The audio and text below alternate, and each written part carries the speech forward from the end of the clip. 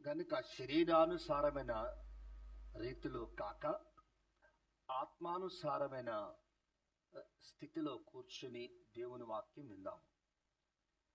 దేవుని వాక్యము వినగోరువాడు శరీరము మృతమైనదని వినాలి.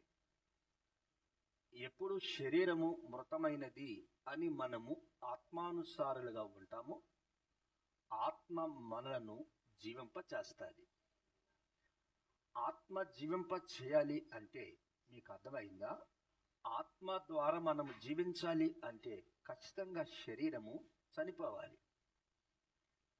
శరీరము చనిపోవడం అంటే అర్థం మీకు గమనించలేదేమో.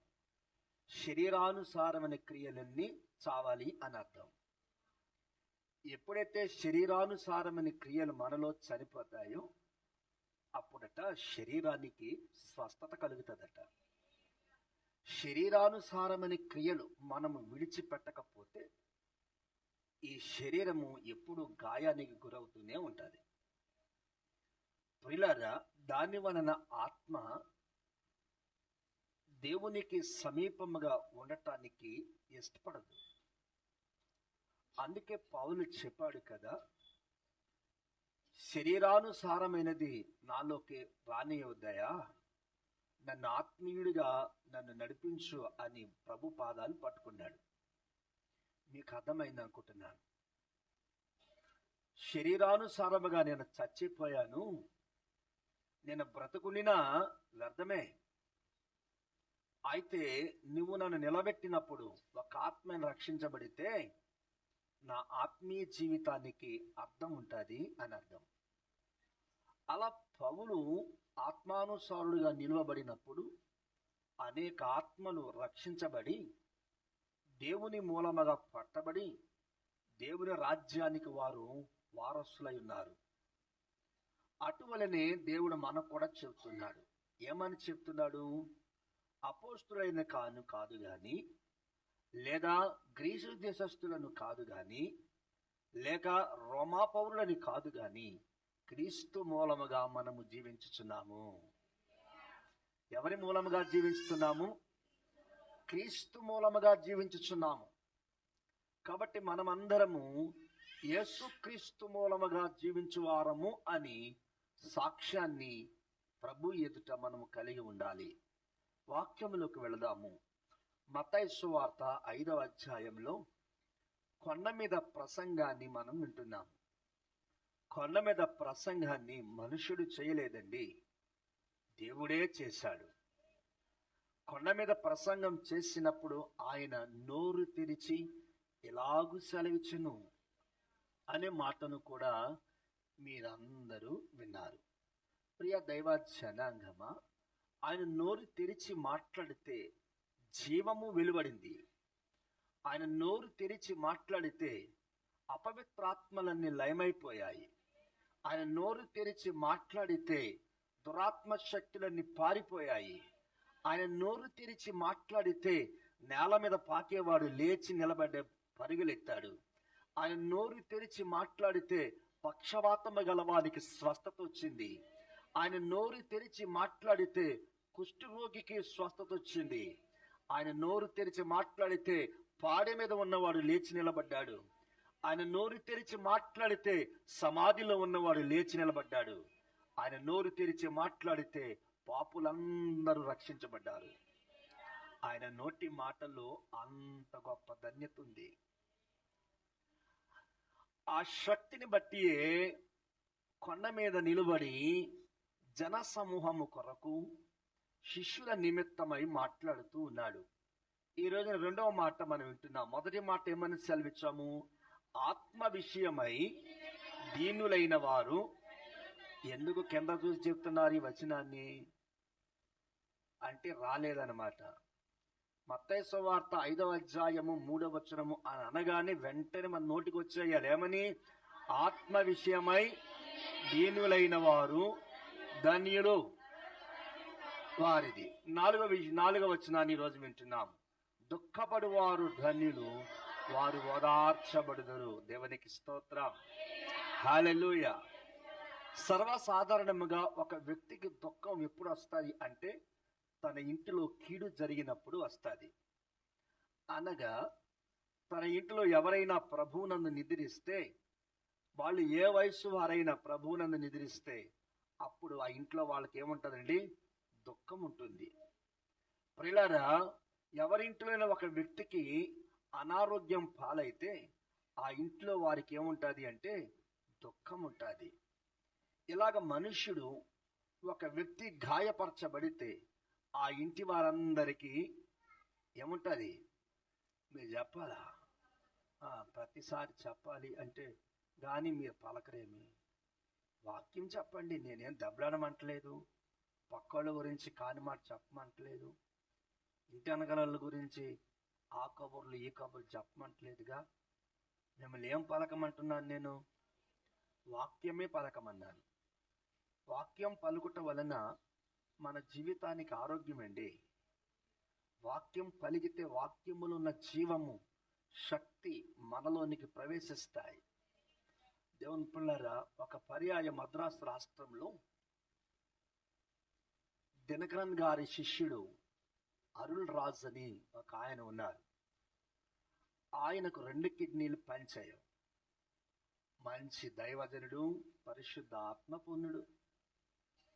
దేవుని పిల్లరా, ఆయన దేవునితో మాట్లాడితేనే ప్రసంగానికి వస్తాడు. ఆయన పేరు అరుళ్ రాజ్. పిల్లరా, 2 కిడ్నీలు పనిచేయవండి. అలాంటి వ్యక్తి ఎవరైనా మా సంఘానికి వచ్చి, లేదా మా పట్టణానికి వచ్చి, లేదా మా గ్రామానికి వచ్చి మాకు వాక్యం అందించండి అని అంటే ఆయన చెబుతాడు, దేవుడు మీ మధ్యకు వెళ్ళమంటే ఖచ్చితంగా అప్పుడు నేను చెబుతాను, అంత పర్యంతం నేను డేట్ ఇవ్వలేను అంటాడు. అప్పుడు దేవుడు గనక వెళ్ళమని సెలవిస్తే ఆయనకు ప్రత్యేకమైన కారు లేక విమానము, ప్రత్యేకమైనటువంటి ట్రైన్లో బర్త్ ఉండాలి. రెండవదిగా ఆయన పట్టుకుని నడిపించటానికి ప్రక్కన ఒక అసిస్టెంట్ కూడా ఉండాలి. ఇవి ఎంతవరకు అంటే పిల్లరా, ఆయనను ఆ రీతిగా తీసుకువచ్చి ఒక అసిస్టెంట్ ద్వారా వేదిక యొద్దకు తీసుకువచ్చి వేదిక మీద కూర్చోబెట్టిన తరువాత ఇప్పుడు అరుణ్ రాజు గారు ప్రసంగం చేస్తారు అని అనగానే ఇక మనిషి సహాయం అవసరం లేకుండా లేచి సుమారుగా 3 గంటలు నిలువబడి వాక్యం చెప్తాడు. ఎందుకనో తెలుసా? దేవుని వాక్యము అతని నోట నుండి పలికినందుకు అతనిలోనికి దేవుని జీవము, దేవుని శక్తి ప్రవేశించాయి. పిల్లలు, మిమ్మల్ని ఎందుకు పలకమంటున్నాను అంటే దేవుని యొక్క శక్తి, దేవుని యొక్క బలము మీలోకి ప్రవేశించాలి. ఎప్పుడైతే ప్రవేశిస్తాయో బలహీనతలన్నీ లయమైపోతాయి. శరీర ఆత్మీయ రుగ్మతల నుంచి దేవుడు విడుదలనిస్తాడు. అందుకని ఇప్పుడు అంటున్నాడు, దుఃఖపడు వారు ధన్యులు, వారు ఓదార్చబడుదురు. దేవునికి స్తోత్రం. మీ ఇంట్లో పెళ్లి జరుగుతుందనుకో, మీరు ఏడుస్తారా? ఏడవరు కదా. ఎలా ఉంటారు? మహానందముతో ఉంటారు. నాట్ ఓన్లీ ఆనందం, మహానందముతో ఉంటారు. మీ ఇంట్లో ఏదైనా ఫంక్షన్ జరుగుతుందంటే మీ ఇంట్లో ఎలా ఉంటారండి? మీరు మహానందముతో ఉంటారు. మీ ఇంట్లో పెళ్లి జరుగుతున్నప్పుడు ఆ పెళ్లి సమయంలో తల్లిదండ్రులు రమ్మంటే తల్లే వచ్చింది, తండ్రి రాలేదు. నేను అడిగాను, తండ్రి రాలేదేమి అంటే పెళ్లి కొడుకు అన్నాడు, మా నాన్నగారు లేరండి, ఆయన ప్రభువు నన్ను నిద్రించారు అని. ఆ తల్లి వేదిక మీదకి వచ్చి తన కుమారుని పట్టుకుని ఏడుస్తుంది. అయ్యో, ఈమె ఎందుకు ఏడుస్తుంది? పెళ్లి కదా, సంతోషముగా ఉండాలి, ఆనందంతో ఉండాలి కదా, ఎందుకు ఏడుస్తుంది అని నాకు చాలా తొందరపడ్డాను, కంగారు పడ్డాను. ఆ పెళ్లి కుమారుని అడిగితే అప్పుడు అంటాడు, మా నాన్నగారు నిద్రించారండి, అందుకు మా అమ్మకు దుఃఖం, నాకు కూడా దుఃఖమే. చూసారు పిల్లరా, సంతోష సమయాల్లో కూడా కొన్ని పర్యాయాలు దుఃఖపడవలసిన సమయాలు మనకి ఎదురవుతూ ఉంటాయి. అలాంటి సమయాలలో మనకు ఓదార్పు కావాలి. ఏం కావాలండి? ఓదార్పు కావాలి. పిల్లరా, మా అమ్మ జబ్బు పడినప్పుడు మా అమ్మతో పాటు మా అమ్మమ్మ కూడా ఏడ్చేది. పిల్లారా, మా అమ్మమ్మ కూడా ఏడ్చినప్పుడు వారిద్దరు తల్లి పిల్లను ఓదార్చే ధైర్యము ఎవ్వరికి ఉండేది కాదు. ఎందుకో తెలుసా పిల్లరా? ఈ రోగము ఆమెను చంపేస్తుంది. ఈ రోగము తన బిడ్డల నుంచి, తన భర్త నుంచి వేరు చేసేస్తుంది. ఆమె బ్రతకదు అనేటువంటి ఒక ముగింపుకు వచ్చేసారు. అందువలన పిల్లరా ఇంట్లో ఆమె దినములు దగ్గరయ్యే కొలది, అంటే మరణమునకు దగ్గరయ్యే కొలది ఆ తల్లి పిల్ల ఏడుస్తూ ఉండేవారు. వారికి ఓదార్పు అనేది కలిగేది కాదు, వారికి ఓదార్పు అనేది వచ్చేది కాదు పిల్లరా.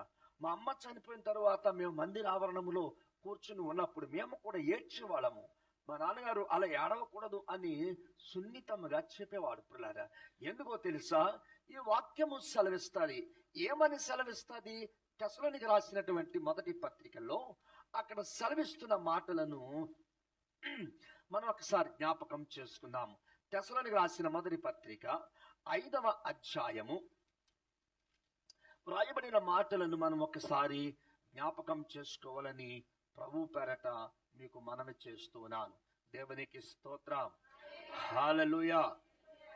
చదువుదాం చూడండి. 5వ అధ్యాయము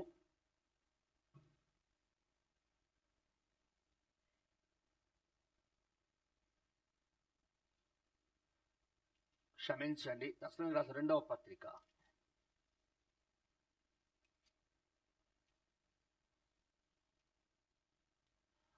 3వ అధ్యాయం 16వ వచనము.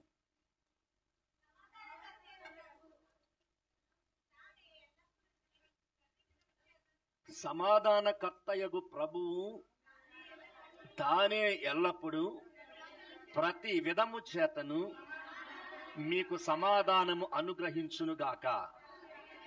ప్రభువు మీకందరికీ తోడై ఉండునుగాక. దేవునికి స్తోత్రం. మనలను ఓదార్చేది ఎవరు అంటే, మనలను ధైర్యపరిచేది ఎవరంటే సమాధానకర్త. ఎవరంటండి? సమాధానకర్త అనేది మనకి ఉన్నాడు. సమాధానకర్త అనేవాడు ఉన్నాడు. ఈ సమాధానకర్త మనకేమిస్తాడంటే ధైర్యాన్ని ఇస్తాడు, సమాధానాన్ని ఇస్తాడు. ఏదైనా మనల్ని కృంగదీసే విషయము మనలోనికి వచ్చినప్పుడు, ఏదైనా మన మనసులో ఉన్నటువంటి బాధను బయటకు వ్యక్తం చేసేటప్పుడు ఆ సమాధానకర్త మనలో నుండి ధైర్యాన్ని నింపుతూ ఉంటాడు. దేవుని పిల్లారా, ధైర్యాన్ని నింపుతూ ఉంటాడు. చూడండి, మన ఇంట్లో పైన వాటర్ ట్యాంక్ ఉంటుంది, కింద మోటార్ వేస్తే ఆ వాటర్ ట్యాంక్ ఏమవుతుంటది? నిండుతూ ఉంటది. ఈ హృదయం అనే ట్యాంక్ నిండటానికి, ధైర్యం నిండాలి అంటే గనక మోటార్ అనే యేసుక్రీస్తు ఉండాలా. మోటార్ అనేటువంటి యేసుక్రీస్తులో శక్తి ఉంది. ఆయన ఏమి నింపుతాడు అంటే సమాధానాన్ని నింపుతాడు. సమాధానాన్ని నింపిన వెంటనే మనకేమొస్తుంది? ధైర్యం వస్తుంది. ఏమొస్తుందండి? ధైర్యం వస్తుంది. అప్పుడు మనము సున్నితముగా ఆ విషయాన్ని మనం హ్యాండిల్ చేయగలము. దేవుని పిల్లలారా, దుఃఖపడువారు ధన్యులు. ఎలా ధన్యులైన వాళ్ళు అసలే దుఃఖపడుతున్నారే, వాళ్ళు అసలే బాధపడుతున్నారే, వారి యందు సమాధానం కనిపించటం లేదే, వారి యందు నెమ్మది కనిపించటం లేదే, వాళ్ళు ఎంతో కన్నీళ్లతో ఉన్నారు అని చెప్పి దేవుని పిల్లలారా వారిని గూర్చి మనమందరం కూడా విలపిస్తూ ఉంటాము. దేవునికి స్తోత్రం. హల్లెలూయా. చాలా మంది పిల్లలారా ఇంట్లో మరణ వార్త ఉన్నది అని తెలిసిన తరువాత, ఆ వ్యక్తి మరణించిన తరువాత కూడా చాలా సంవత్సరాలు ఆ ఇంట్లో విలాపాలు వినబడుతూనే ఉంటాయి, ఆ ఇంట్లో ఏడుపు వినబడుతూనే ఉంటుంది పిల్లారా. వారిని ఎవరు ఆపలేరు, ఎవరు ఆపే ధైర్యము చేయలేరు పిల్లారా. ఎందుకని అంటే వారిని ఓదారుద్దామను, వారిని ధైర్యపరుద్దామను వెళదామనుకున్న మనకు కూడా ఏం మిగిలిందంటే ఏడుపే మిగిలింది. ఏం మిగిలిందమ్మా అంటే అచ్చతెలుగులో చెప్పాను, దుఃఖమే మిగిలింది. పిల్లారా, ఆ దుఃఖములో ఉన్నటువంటి వారిని ఓదార్చటానికో లేక ధైర్యపరచటానికో లేదా ఆదరించటానికో వెళ్ళాలనుకున్న వ్యక్తి కూడా ఎలాంటి వాడంటే దుఃఖపడివాడే. ఎవరిలో ధైర్యం లేదు, ఎవరికి సమాధానం లేదు. ఎందుకు లేదు అంటే వాక్యము లేక. ఎందుకు లేదంటండి? వాక్యము లేక. ఏ వ్యక్తిలో అయితే వాక్యం ఉంటుందో, ఏ విశ్వాసిలో అయితే వాక్యం ఉంటుందో, ఏ సంఘములో అయితే వాక్యం ఉంటుందో, ఆ సంఘము, ఆ వ్యక్తి, ఆ ఇల్లు దేవుని శక్తితో నింపబడుతుంది. అప్పుడు మనకు ఓదార్పు అనేది కలుగుతుంది. నువ్వు ఓదార్చబడమే కాదండి, ఇతరులను కూడా నువ్వు ఓదార్స్తావు, ఇతరులు కూడా నువ్వు ధైర్యపరుస్తావు. ఆయన చూడండి ఎంత బలహీనుడైనా కానీ బలహీనమైన మాటలు అతడు మాట్లాడటలేదు, బలహీనమైన మాటలు ఆమె మాట్లాడటం లేదు. ఆమె బలహీనురాలు అయినప్పటికీ ధైర్యముగా ఉంది. దేవునికి స్తోత్రం. హల్లెలూయా. ఎలా ఉందంటండి? ధైర్యంగా ఉండాలి మనము. ఎలా ఉండాలమ్మా? ఎంతమందికి ధైర్యం ఉందో దేవుని స్తోత్రం చెప్పండి. ధైర్యం ఉన్నవాళ్ళు. పిరికోని చెప్పమనలేదు నేను. ధైర్యం ఉన్నవాళ్ళు చెప్పండి. దేవునికి స్తోత్రం. అది సంతోషం. పిల్లారా, మనం ఎప్పుడైతే ధైర్యాన్ని కొనసాగిస్తామో చూడండి దినవృత్తాంతములు 2వ దినవృత్తాంతములు 7వ అధ్యాయము 2వ దినవృత్తాంతములు 7వ అధ్యాయము 14వ వచనములో ఈ రీతిగా సెలవిస్తూ ఉన్నది. చదువు తల్లి. 7:14. అమ్మా,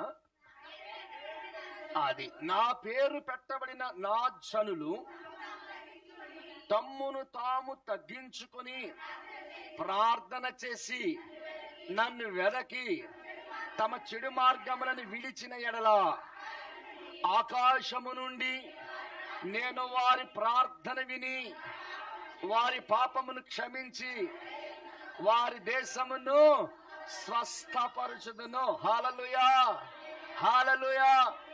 నా పేరు పెట్టబడిన జనులు తమ్మును తాము తగ్గించుకొని. ఎవరి పేరు పెట్టబడ్డామని మనం అందరము అడిగితే ఏం చెప్తాం? క్రిస్టియన్స్ అంటాం మనం కదా. ఏం చెప్తామన్నారు? మీరెవరంటే వీఆర్ క్రిస్టియన్స్ అంటాం. కౌరులో క్రిస్టియన్ పేట ఉంది. దాన్ని అసలు వాస్తవానికి పెదపేట అనేవారు. దాని అసలు పేరు అది. క్రిస్టియన్ పేట అసలు పేరు ఏం పేరు? పెదపేట.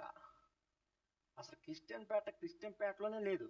అసలు అక్కడ పేట లేదు. అదంతా మున్సిపాలిటీ ఏరియా, డంపింగ్ ఏరియా. అక్కడ అసలు లేదు. వాస్తవానికి పెదపేట అనేది ఎక్కడ ఉండేది? బస్ స్టాండ్ దగ్గర ఉండేది. బస్ స్టాండ్ వెనకాల ఉన్నటువంటి ఆ సందు అదంతా కూడా పెదపేట. అయితే పిల్లలు కొన్ని రాజకీయ విషయాల్లో మరి చొరబడి పెద్దలు నాయకులందరూ మన మధ్యన కాదు, వీళ్ళకి సెపరేటెడ్ ఉండాలని చెప్పి ఏం చేశారు? మున్సిపాలిటీ స్థలాన్ని పెదపేటలో ఉన్న వాళ్ళందరినీ అక్కడికే తరలించారు. దేవునికి స్తోత్రం. అప్పటి నుంచి అది బైపాస్ రోడ్డు కొవ్వూరికి. అప్పుడు ఆ బైపాస్ రోడ్లో వాళ్ళు ఉండటం వలన పెద్దపేట ఏమైందంటే పెద్దపేట అయింది. ఏమైందమ్మా? పెద్దపేట అయింది. ఆ రీతిగా ప్రభువు చేత అభిషేకించబడి ప్రభువు చేత పిలుపును అందుకుని ఆ ప్రాంతానికి సువార్త ప్రకటించమని దేవుడు ఒక దైవజనుడిని పంపించాడు. ఎంతమంది తెలుసో? నాకు 10th ఇంటర్మీడియట్లో కొవ్వూరు ఎంటర్ అయితే నాకు దడ వచ్చేసింది మాట. కొవ్వూరు పట్టణానికి లేక కొవ్వూరు ప్రాంతానికి ఒక మంచి దైవజనుడు దేవుని కొరకు జీవించి దేవుని కొరకే చనిపోదామని ఆ పట్టణానికి ఒక దైవజనుడిని పంపించబడ్డారు. ఆ దైవజనుడు ఎవరంటే సాధు సల్మాన్ గారు. సాధు సల్మాన్ గారు అక్కడికి వచ్చినప్పుడు అక్కడ ప్రాంతంలో సువార్త ప్రకటించటానికి దేవుని చేత పంపబడినప్పుడు అప్పుడు అందరూ అనేవారట, పెదపేటలోకి ఒక దైవజనుడు వచ్చాడు. ఏమనేవారండి? పెదపేటలోనికి సాధు సంతోషం గారు అంత ఉంటాడు తెలుసా? సాధు సల్మాన్ గారు అంత ఎత్తుంటాడు, ఇంత లావు ఉంటాడు. ఎవరికైనా తెలుసా? తెలుసు? మీకు ఎవరు తెలదా? ఎంత ఉంటాడు ఆయన? నాకు ఇక్కడికి వస్తాడు ఆయన. గడ్డం, ముసలోడు, సాధు వస్త్రాలు. ఎంతమంది తెలుసు ఇక్కడ? సాధు సల్మాన్ గారు తెలుసా? అదే నీకు తెలదు నాన్న. నాకు 10th ఇంటర్మీడియట్కే కొంచెం తెలుసు మాట. పిల్లరా, ఆయన ఓల్డ్ BA చదివాడు. ఆయన గురించి సెలవడానికి దేవుడి కృప చూపించాడండి. మంచి దైవజనుడు, మంచి కల్మషం లేని దైవజనుడు, పాపం లేని దైవజనుడు, రోషము కలిగి సేవ చేశాడు. ఇప్పుడు అక్కడ ఆ అనుమానాలు ఏం కనిపించవు. కానీ పిల్లరా, అక్కడ చాలా ఫిండర్ ఆఫ్ సైలెంట్. ఆయన వాక్యం చెప్పాడు అంటే గనక ఎలాంటి పిల్లలు తిరగటం కానీ పిల్లలు ఏడవడం కానీ ఆ విషయం అసలు ఉండేది కాదు. అమితమైన అభిమానం ఆయనంటే ప్రజలకి, అమితమైన అభిమానం, వర్ణించలేని అభిమానం. కరెక్ట్గా ఉంటాడు, డిసిప్లిన్డ్గా ఉంటాడు. పిల్లరా, తల్లి ఒడిలో పిల్ల పాలు తాగుతున్నప్పుడు చప్పుడు చేసినా కానీ సహించడు అతడు. అంత రోషము కలిగి సేవ చేశాడు. దేవునికి స్తోత్రం. కృష్ణంపేటలో ఆయన ఒక ఇల్లు కొనుక్కుని, ఇప్పటికి ఉంది ఆ ఇల్లు, ఆయన పేరు మీద ఉంటుంది, ట్రస్ట్ పేరు మీద ఉంటుంది. అక్కడ మోకరించి ప్రార్థన చేస్తున్నప్పుడు, ప్రభువా ఇక్కడ పెదపేట పెదపేట పెదపేట అంటున్నారు, ఇది ఏం బాలేదు ప్రభువా, ఇక్కడ వచ్చాను నేను, ఎంతో మంది రక్షించబడుతున్నారు, ఎంతో మంది ఉద్యోగస్తులు, వ్యాపారస్తులు, ఎంతో మంది కూలి చేసుకునేవారు ఇక్కడ రక్షించబడుతున్నారు, వాళ్ళందరి నిమిత్తమై ఇక్కడ నీ ఈ ప్రాంతాన్ని అభివృద్ధి చేయాలి అని చెప్పినప్పుడు దేవుడు అతను దర్శించి అతడు అప్పుడు ఆలోచన చేసి అప్పుడు ఆ పెదపేటకు క్రిస్టియన్ పేట అని నామకరణం చేశాడు ఆయన. దేవునికి స్తోత్రం. అలాగా కొవ్వూరు పట్టణానికి క్రిస్టియన్ పేట అని నామకరణం చేసింది సాధు సాల్మన్ గారు. ప్రియా దేవుని బిడ్డలారా, నీ జీవితంలో నీ బ్రతుకుల్లో నువ్వు ఎవరివి అని అడిగితే నువ్వేమని చెప్పాలంటే వీఆర్ క్రిస్టియన్ అని చెప్పగలగాలి. ఏమని చెప్పాలి? క్రిస్టియన్ చెప్పగలగాలి అంటే గనక నీలో ఏముండాలి? క్రీస్తు ఉండాలి. క్రీస్తు లేకుండా చాలా మంది క్రిస్టియన్ అని చెప్తున్నారు. క్రీస్తు లేకుండా చాలా మంది మేము క్రిస్టియన్ చెప్పుకుని బ్రతుకుతున్నారు. క్రిస్టియన్ చెప్పుకుని ఎంతో మంది హాస్టల్స్ పెట్టారు. క్రిస్టియన్స్ అని చెప్పుకుని ఎంతో మంది ఎడ్యుకేషన్ సొసైటీస్ పెట్టారు. క్రిస్టియన్ అని చెప్పుకుని ఎంతో మంది కొన్ని కార్యక్రమాలు చేస్తున్నారు. కానీ వారిలో ఏమీ లేరు అంటే క్రీస్తు లేడు. వారిలో ఏముంది అంటే డబ్బు ఉంది. డబ్బు కోసం క్రిస్టియన్స్ అయ్యారు వాళ్ళు. ఎవరి కోసం క్రిస్టియన్స్ అయ్యారండి? ఇప్పుడున్న మిషనరీలు అందరూ క్రీస్తు ఉన్న మిషనరీలు కాదు, డబ్బు ఉన్న మిషనరీలు. క్రీస్తు ఉన్న క్రిస్టియన్స్ కాదండి, కోట్లు సంపాదించిన మిషనరీలు. క్రీస్తు లేని మిషనరీలు, క్రీస్తు లేని దైవజనులు, క్రీస్తు లేని సంఘాలు, క్రీస్తు లేని మనుషులను ఈ రోజున ఎంతో మందిని చూస్తున్నాము. క్రీస్తు లేక ఏ ప్రకటిస్తున్న దైవజనులు ఈ రోజున డైరీ చూస్తే వాళ్ళకి ఖాళీ లేదండి. ఏం లేదండి? ఎందుకు ఖాళీలు తెలుసా? వాళ్ళు క్రీస్తు లేనందున. అంటే ఈ రోజున సంఘం ఎవరిని ప్రేమిస్తుంది? ఎలాంటి దైవజనుని ప్రేమిస్తుంది? క్రీస్తు లేని దైవజనులను ప్రేమిస్తుంది. అందుకే సంఘానికి ఇప్పుడు ఏముందో తెలుసా? దుఃఖం. సంఘానికి ఏం మిగిలిందండి? దుఃఖం మిగిలిపోయింది. ఎందుకని? క్రీస్తు లేని దైవజనుడు బోధించడం ద్వారా, క్రీస్తు లేని దైవజనుడు ప్రసంగించడం ద్వారా, క్రీస్తు లేని దైవజనుడు అద్భుతాలు చేస్తున్నాడు, క్రీస్తు లేని దైవజనుడు ఆశ్చర్య కార్యాలు చేస్తున్నాడు, క్రీస్తు లేని దైవజనుడు ఎంతో మంది. ఈ రోజున ప్రతి దైవజనుడు కాస్తంత ఇంగ్లీష్ వచ్చినాడు, కాస్తంత హంగు ఆర్భాటం చేసినాడు, సేవ చేతకి ఎక్కడికి వెళ్ళిపోతున్నాడంటే హైదరాబాద్ వెళ్ళిపోతున్నాడు. ఎక్కడికి వెళ్ళిపోతున్నారండి? హైదరాబాద్ వెళ్తే చెప్పాలా, హైదరాబాద్ వెళ్తే డబ్బు. ఏంటమ్మా? డబ్బు. పోయినసారి ఎలక్షన్లో 2019 ఎలక్షన్లో దైవజనంట అప్పుడు ముఖ్యమంత్రికి 100 బస్సులు ఇచ్చాడంట. ఎన్ని బస్సులు? 100 బస్సులు ఇచ్చాడంట. మీరు మీ పార్టీ తరఫున ప్రసారం చేసుకోండి, మీ పార్టీ నెగ్గుతుంది, నెగ్గిన తర్వాత నా 100 బస్సులు నాకు ఇచ్చేయండి అన్నాడంట. పాస్టర్ గారు ఎన్ని బస్సులు ఇచ్చాడమ్మా? అదే కనుక నేను ఇస్తే 100 బస్సులు మీరు ఎలా ఉంటారమ్మా? ఈ సేవ సగం కోరికైపోద్ది, ఈ సేవి సగం కోరికపోద్ది. ఎన్ని బస్సులు ఇచ్చేసాడు? ఇవన్నీ ఎక్కడే? మనం ఇచ్చిన కానుకలు కదా, ఇవన్నీ ఎక్కడే? మనం ఇచ్చిన అంత అయిపోయాడు. ప్రభుత్వానికి 100 బస్సులు ఇచ్చాడు అని చెప్పి సంఘాలు మార్చేస్తాము, పాస్టర్లు మార్చేస్తాము. ఎందుకు దుఃఖము నీలో ఉంది అంటే ఆత్మీయమైన నడవడిక, ఆత్మీయమైనటువంటి జీవితము నీలో ఒక క్రమశిక్షణ ప్రకారముగా వెళ్ళటం లేదు.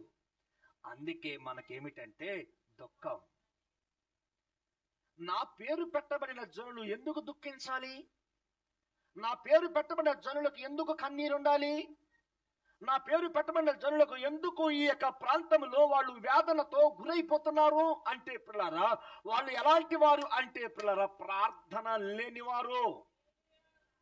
ఏం లేదండి, మీరు అందరూ చెప్పండి, ఇంటికి వెళ్ళిన తర్వాత రోజుకి ఎన్నిసార్లు ప్రార్థన చేస్తారు? అబద్ధం లేకుండా చెప్పండి.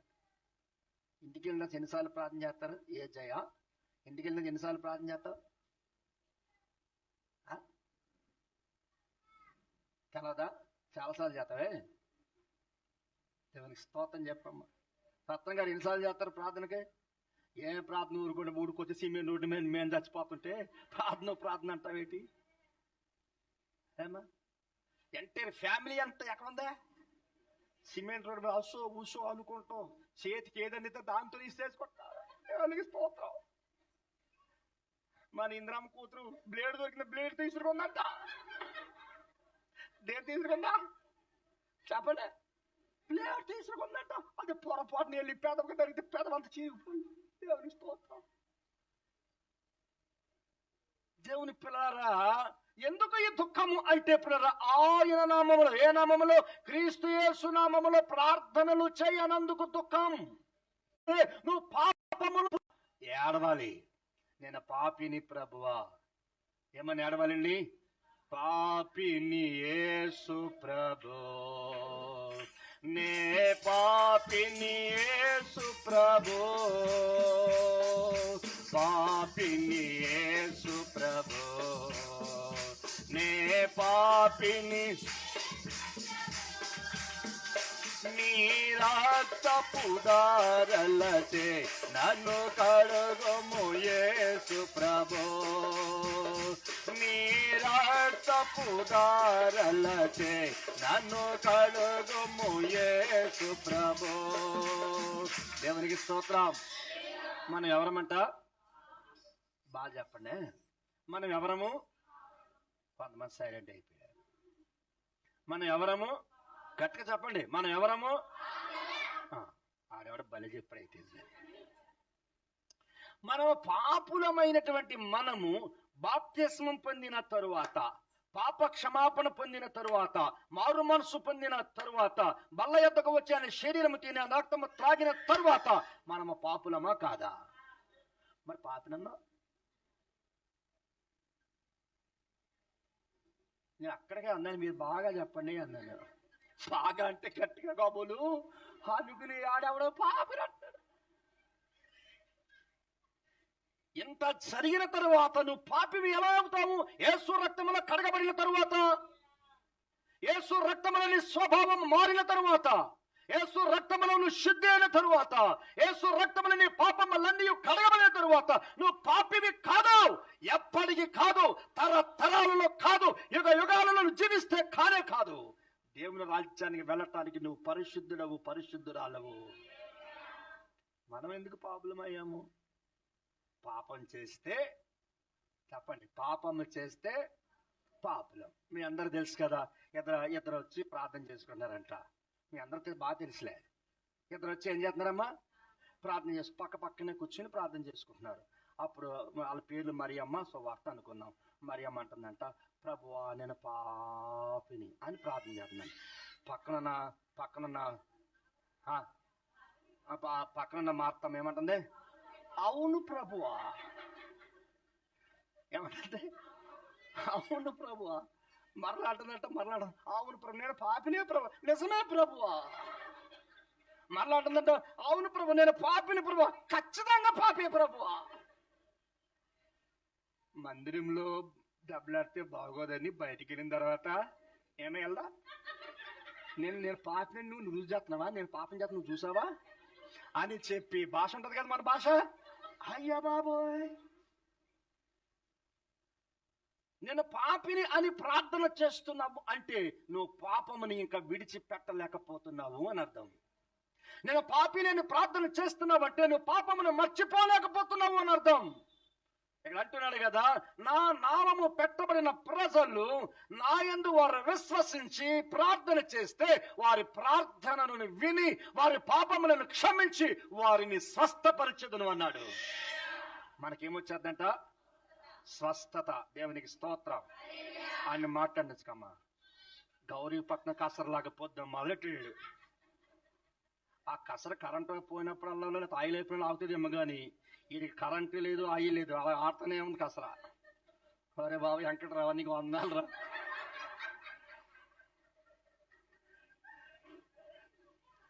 మంచి కసర కన్నారు నువ్వా. అందిస్తూనే ఉంటుంది అడిగి. మళ్ళీ మధ్య మధ్యలో బేరమంటున్నాడు తక్కువ అయితే. అంటే అయిపోతుంది ఇంకోటి ఇబ్బంది వేద్దాం. ప్రభువా స్తోత్రం తండ్రి. నా నామము పెట్టబడిన ప్రజలు నా యందు విశ్వసించి ప్రార్థన చేస్తే ఏమంటున్నాడు? వారి పాపములు క్షమించబడి వారు స్వస్థత నొందుతారు. దానికి స్తోత్రం. ఝాన్సీ గారు వాళ్ళు ఇసురుకోపోతున్నా ఓ ఫ్యాన్ తేవచ్చు కదా. వస్తా ఓ మంచి ఫ్యాన్ తేవచ్చు కదా. ఇసురుకున్న వాళ్ళందరూ మంచి ఫ్యాన్ తెచ్చుకోండి అమ్మా. అంటే అందరికి తగిలే ఫ్యాన్ కాదు, మీకు ఒక్కళ్ళకి తగిలే ఫ్యానే. మీకు ఒక్కళ్ళు తగిలే ఫ్యాన్ వస్తున్నాయి మధ్య మార్కెట్లో అమ్మేస్తున్నారు రోడ్డు పక్కన. ఇంత ఉంటున్నాయి, ఇంతకానించి ఉంటున్నాయి. ఎరా బాబు ఎవడకరా అంటే ఒక్కడికే. అదేమంటున్నాడు? ఒక్కడికే అంటున్నాడు. అదే కదా మీరు కిటికీలో పెట్టేసుకుంటే మీకు ఒక్కడికే తగులుతుంది. ఇంటి దగ్గర ఛార్జింగ్ పెట్టుకుని ఆదివారం తెచ్చుకోండి అమ్మ, ఉన్నాయి కూడా పీకేస్తాను. క్రీస్తునందు ప్రియ దేవుని బిడ్డలారా, నీకెందుకు స్వస్థత కలుగుతా లేదు? నీవెందుకు కన్నీళ్లతో ఉన్నావు? నీవెందుకు రోదన చేస్తున్నావు? ఎందుకు దుఃఖపడుతున్నావో తెలుసా? ఆయన నామమున నువ్వు ప్రార్థన చేయక. ఆయన నామమున ప్రార్థన చేస్తే నీ పాపాలు క్షమించబడతాయి. నీలో ఇంకా పాపము ఉండినందున నీకేమి లేదు, స్వస్థత లేదు. నీలో ఇంకేముందంట? పాపము ఉండినందున ఏమి లేదు, స్వస్థత లేకుండా ఉంది. అందుకే మన దుఃఖము మనలోనూ ఆగిపోవటం లేదు. మన దుఃఖము మనలో ఆగిపోక ఏం జరుగుతుందంట? స్వస్థత లేక మనం ఇంకా కన్నీటితో ఏడుస్తూనే ఉన్నాం. ఓదార్పు కలుగుటలేదు. ఎందుకు ఏడవాలనేది కూడా చెప్పాను. నీ పాపముల నిమిత్తమైన కన్నీళ్లు కార్చాలి. నీ విరోధుల నిమిత్తమైన కన్నీళ్లు కార్చాలి. నీ మీద పగబూనిన వారి నిమిత్తమై కన్నీళ్లు కార్చాలి. నిన్ను గూర్చి అసూయపడు వారి నిమిత్తమై నువ్వు కన్నీళ్లు కార్చాలి. నీ కొరకు పొంచిన శత్రువు నిమిత్తమై నువ్వు కన్నీళ్లు కార్చాలి. ఎప్పుడైతే కన్నీళ్లు కారుస్తావో నువ్వు ఓదార్చబడతావు.